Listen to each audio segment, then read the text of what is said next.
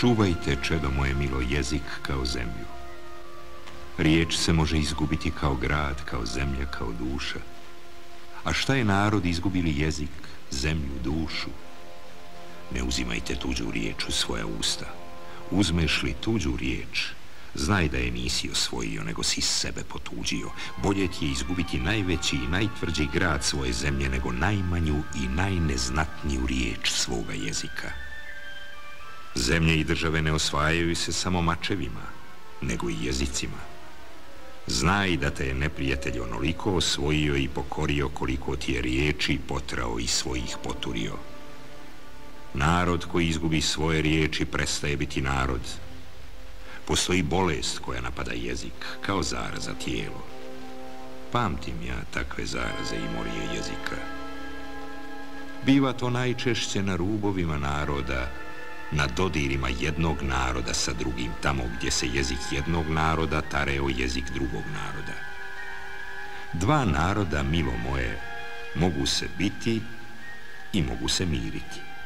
Dva jezika nikada se pomiriti ne mogu.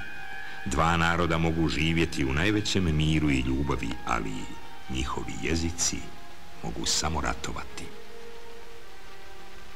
Znaj da bitka između jezika ne traje dan, dva kao bitka među vojskama, niti godinu, dvije kao rat među narodima, nego vijek ili dva, a to je za jezik isto tako mala mjera vremena kao za čovjeka tren ili dva.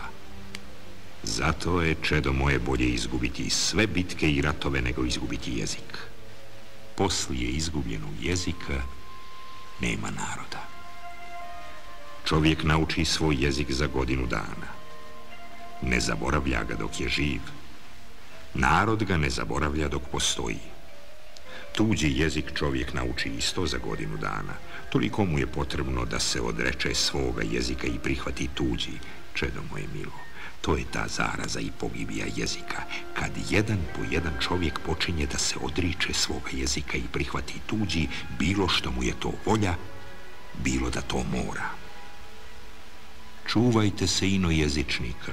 Dođu neprimjetno, ne znaš kad i kako, klanjaju ti se i sklanjaju ti se na svakom koraku i zato što ne znaju tvoj jezik ulaguju ti se i umiljavaju onako kako to rade psi.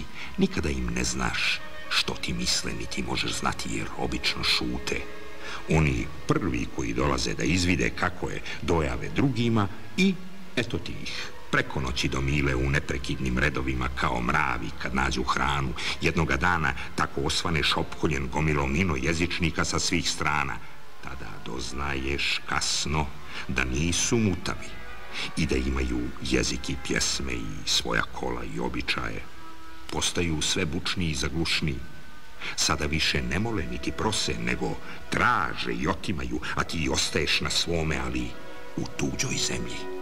Nema ti druge nego da ih tjeraš ili da bježiš, što ti se čini mogućnijim.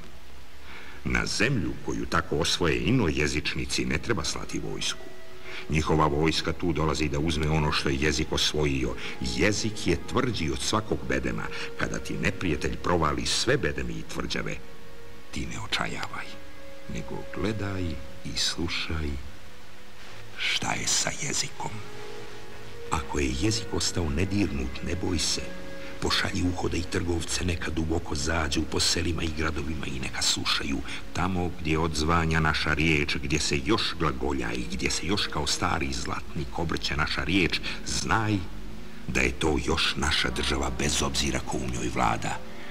Carevi se smjenjuju, države propadaju, a jezik i narod su ti koji ostaju, pa će se tako osvojeni dio zemlje i naroda opet kad tad vratiti svojoj jezičkoj matici i svome matičnom narodu. Zapamti da svako osvajanje i odsjepljenje nije toliko opasno za narod koliko je štetno za naraštaj. To može štetiti samo jednom naraštaju, a ne narodu. Narod je, čedo moje, trajniji od naraštaja i od svake države. Kad tad narod će se spojiti kao voda čim puknu brane koje ga razdvajaju. A jezik je ta voda, uvijek ista s obje strane brane, koja će kao tiha i moćna sila koja bregove roni opet spojiti narod u jedno otačanstvo i jednu državu.